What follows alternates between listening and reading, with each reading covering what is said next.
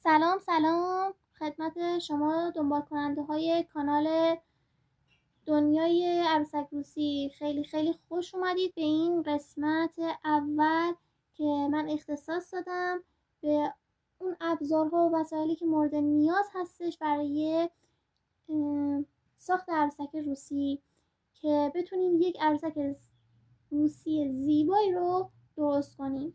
همونطور که مشاهده میکنید این عروسک زیبا رو درست کردیم. شما هم در آینده خیلی نزدیک میتونید با دستای زیبای خودتون بسازید و چه بسا هم بهتر از این بسازید و به درآمد بسیار خوبی برسید. بریم سراغ اون ابزارهایی که الان نیاز داریم. به پارچه نیاز داریم، پارچه‌ای که رنگش کرمی رنگه و این روی پارچه است و این پشت پارچه و خصوصیت این پارچه اینه که از یک سمتش فقط کش میاد و از سمت دیگهش کشسانی نداره و اگر هم داره خیلی کمه و در جنس های مختلفی وجود داره. تریکو هست، کرپ هست، گاردن، ترکال هم وجود داره و اگه نظر منو بخواید کرپ بخرید بهتره و توی بازار هم وجود داره و برای بدن عروسک استفاده میشه و الگو رو روی این میذاریم و میکشیم و میدوزیم و ادامه کاراش رو انجام میدیم. نیاز به توپک های یونولیتی داریم. این توپک ها برای کله عروسک استفاده میشن و همونطور که مشاهده میکنید سایز این بزرگتر از اینه و این برای عروسک هایی که میخواید بزرگتر باشن استفاده میشه و این برای عروسک های متوسط و وزن بسیار سبکی دارن و خیلی مناسب هستن برای کله های عروسک روسی. نیاز به پنبه داریم. پنبه های ما خیلی حالا نرم هستن و توی بدن عروسک استفاده میکنیم و باعث میشه که به اون دست و پا و بدن عروسک حجم بده و بسیار زیباش کنه. بریم سراغ وسیله بعدی. نیاز به چسبای حرارتی داریم که این دستگاشه و این چسب برای حالا چسبوندن مو، چشم، درست کردن کفشش اینها استفاده میشن. این هم دستگاشه و باید تهیه بشه و به راحتی بتونیم باش کار کنیم برای این مواردی که گفتم. و نیاز به مو داریم، مو برای عروسک. موش توجه کنید یک نوار اینجا وجود داره. این نوار رو که داشته باشه به راحتی میتونیم باش کار کنیم و در رنگ های مختلف وجود داره.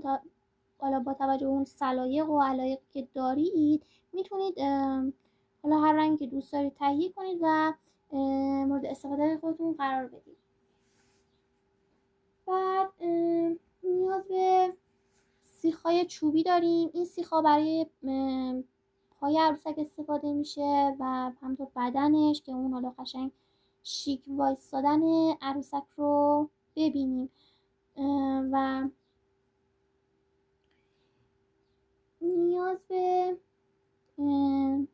نخ داریم و سوزن برای دوختن اون حالا قسمت های بازی که داشتیم و از اون طریق پنبه رو وارد بدنش میکردیم. اون قسمت ها رو باید با این نخ و سوزن بدوزیم. حالا رنگش کرمی باشه، هر رنگی باشه فرق نمیکنه، فقط کرمی یا سفید باشه. بعد نیاز به خودکاری داریم که اون الگو رو بکشیم و به پارچمون منتقل کنیم و بتونیم بدوزیم و استفاده کنیم. و نیاز به یه سری نوارهای پارچه‌ای داریم. این نوارهای پارچه‌ای کاربردشون چی هستن؟ برای لباس عروسک استفاده میشن دیگه. اون پایین لباس که وقتی میدوزیم بهتون نشون بدم الان اینجا تو عروسک اینجا میبینید این قسمت به این قسمتش ما میایم میدوزیم، یعنی یه چیزی تو این مایه ها و خیلی زیبایی میده به کارمون و در سایزهای مختلفی وجود داره. مثلا این سایز رو داریم، مثلا کوچیک‌ترشه، رنگ سفیدش هست و یه سری نوارها هم اینجا هست. این نوار برای چی کاربرد داره؟ اصلا این نوار رو ما استفاده میکنیم برای کفش عروسک. همونطور که مشاهده میکنید توی همین عروسک الان من استفاده کردم. میبینید چقدر زیبا شده کار. برای این کار استفاده میکنیم و همینطور نیاز به مقوا داریم. این مقوا برای کفش عروسک استفاده میشه. میبینید هرچقدر ضخیم تر باشه بهتره. بعد نیاز به حالا چرم داریم. هم از چرم میتونیم استفاده کنیم، هم از نمد که برای اون کفش عروسک استفاده میشن و خیلی زیبایی خوبی رو به کفشمون میدن. و نیاز به این نوارها داریم، این نخای که برای کفش استفاده میشه و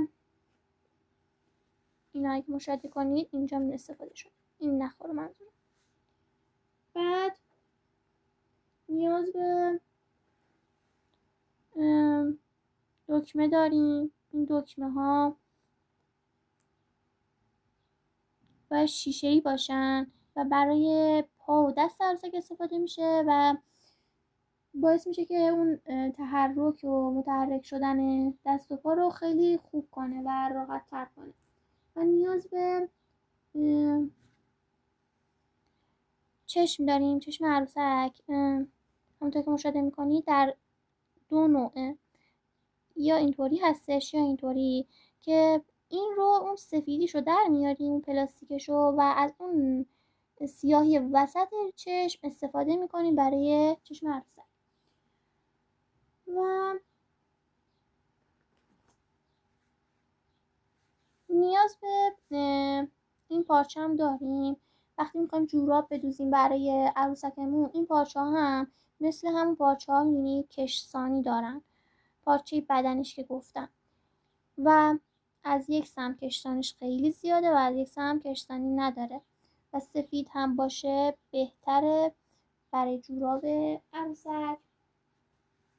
اگر این آموزش ها براتون مفید واقع شده حتما کانال ما رو سابسکرایب کنید تا با آموزش های بیشتر همراه باشید و بتونید عروسک های زیبایی رو با دستاتون بسازید و حال کنید و در نهایت هم به درآمد برسید. ممنونم از توجهتون که تا اینجای ویدیو با ما همراه بودید و انشالله که موفق باشید. بدرود.